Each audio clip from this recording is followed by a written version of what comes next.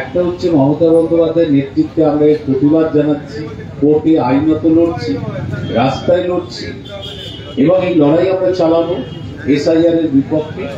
আবার পাশাপাশি আমরা যেটা করছি, যেহেতু নির্বাচন কমিশন কেন্দ্রীয় সরকারের সংস্থা, তারা তো জোর করে এটা চাপিয়ে দিয়েছে, তাই বাংলার যে ৮০,০০০ বুথ আছে, ৮০,০০০ বুথে আমাদের একজন করে বিএলও নিয়োগ করা হয়েছে। একজন প্রতিনিধি আমরা দিয়েছি, যে বিএলওদের সাথে যোগাযোগ রেখে সেই বিএলও প্রতিটি বাড়িতে যাচ্ছে কিনা, প্রতিটি মানুষের form enumeration form fill up করছে কিনা, জমা করছে কিনা সেটা নজর রাখছে এবং আমাদের দলের কাছে জানাচ্ছে।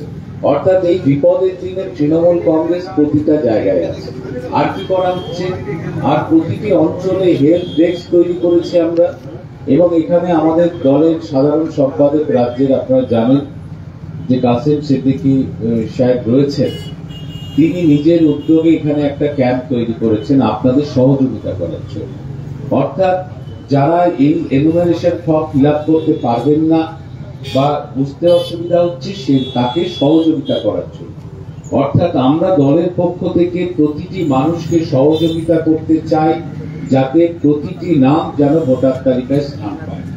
আমাদের দলের বক্তব্য, মুখ্যমন্ত্রীর বক্তব্য এটাই, অভিষেক বন্দ্যোপাধ্যায়ের বক্তব্য এটাই, কোন প্রকৃত ভোটারের নাম বাদ হলে আমাদের লড়াই দিল্লি পর্যন্ত যাবে। আমরা কিন্তু লড়বো, আপনারা কেউ চিন্তা করবেন না, কেউ আতঙ্কিত হবেন না। একজনের প্রকৃত ভোটারের নাম বাদ হলে আমাদের লড়াই কিন্তু তীব্র থেকে তীব্রতরই হবে। এখন এই মুহূর্তে ৯ই ডিসেম্বর খসড়া তালিকা প্রকাশ হবে, তার আগে আপনাদের কাছে অনুরোধ, আপনারা প্রত্যেকে এই ফর্মটা ফিল আপ করে বিএলও কে জমা করবেন সঠিকভাবে। আর তাতে যা সহযোগিতা আমাদের তৃণমূল কংগ্রেসের পক্ষ থেকে করবেন। আর উনি তো রয়েছেন, আপনাদের মধ্যেই রয়েছেন আমাদের দলের রাজ্যের সাধারণ সম্পাদক, এবং উনি দায়িত্ব নিয়ে ক্যাম্পটা করেছেন, এবং আমাদের দলেরও ছেলেরা সব রয়েছে আপনাদের সহযোগিতা করবে। এটাই হচ্ছে ব্যাপার।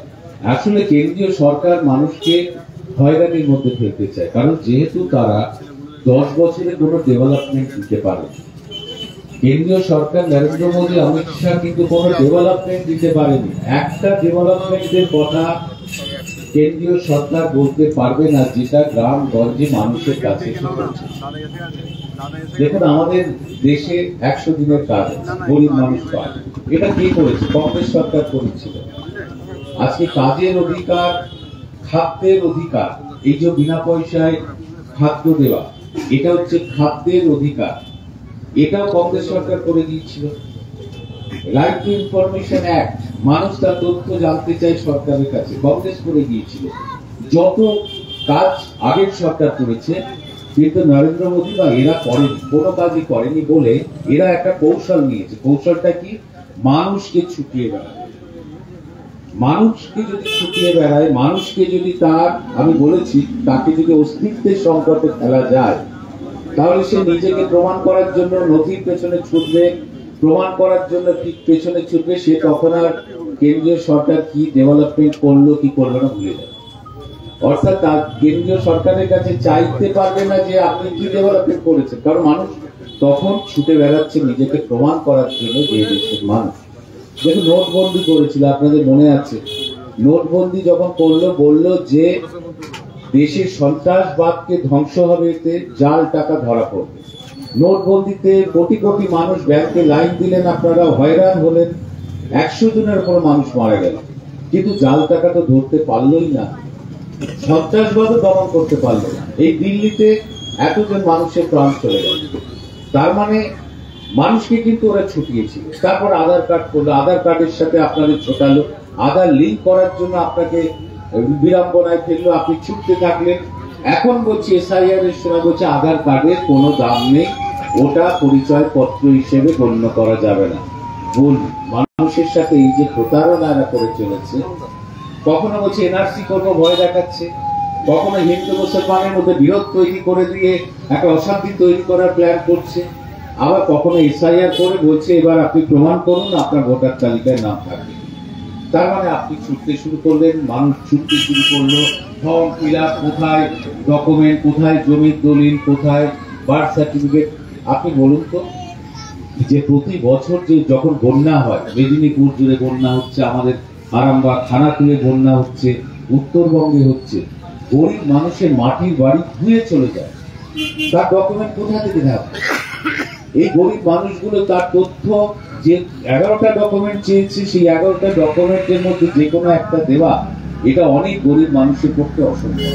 যেমন ধরুন, বাঁধের উপরে অনেক মানুষ বাস করে, সরকারি জমিতে, পিডব্লিউডির জমির উপরে অনেক গরিব মানুষ বাস করে, তারা কোনো কর্মে খেটে খায়, তাদের এখানেই বাস, এখানেই জন্মেছিল, তার সবাই এখানকার মানুষ, কিন্তু তার কাছে কোনো ডকুমেন্ট এই ভোটার তালিকা প্রমাণ করার জন্য। তাহলে এরকম লক্ষ লক্ষ গরিব মানুষের নাম বাদ হবে এবং সেটা অমানবিক। এটার জন্যই কিন্তু আমরা এসআইআর এর বিরোধিতা করছি।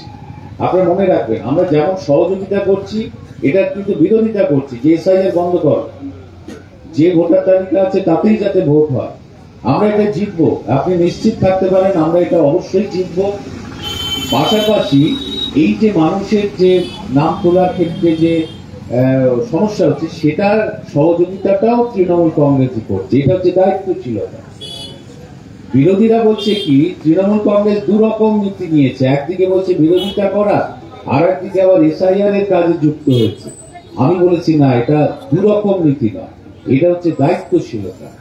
যেমন ঝড় আমফানে তৃণমূল পাশে থাকে, যেমন করোনার সময় তৃণমূল পাশে থাকে, তেমনি এই বিপদের দিনে এসআইআর এর দিনেও কিন্তু তৃণমূল কংগ্রেসে আপনাদের পাশে থাকবে এবং সহযোগিতা করবে। আমরা যেখানে প্রতিবাদ করার, যেখানে লড়াই করেন, সেটাও করছি। আপনারা কেউ ভয় পাবেন না, কারো নাম বাদ হবে না, কোনো প্রকৃত ভোটারের নাম বাদ হবে না। এবং যারা শিক্ষিত, যে বেকার মানে যুবকরা রয়েছে, যুবক যুবতীরা, তারা তার পাশের বাড়ির যদি কেউ এসে সহযোগিতা চায়, তহসিলদার, এটা করে দিতে হবে। এটা আমাদের প্রত্যেকের দায়িত্ব। আমরা যেমন ক্যাম্প করে করছি, এখানে ক্যাম্পে অনেক মানুষ আসছে, আবার ধরুন অনেকে আসতে পারছে না, সে হয়তো পাশের বাড়ি গিয়ে কাউকে হেল্প চাইছে, সেটাও আমাদের সবাইকে করে দিতে হবে। অর্থাৎ আমাদের লক্ষ্য যে এই ফুলপুরা শরীফ অঞ্চলে প্রতিটি ভোটারের নাম আবার ভোটার তালিকায় উঠবে, আমরা সেটাকে নিশ্চিত করব।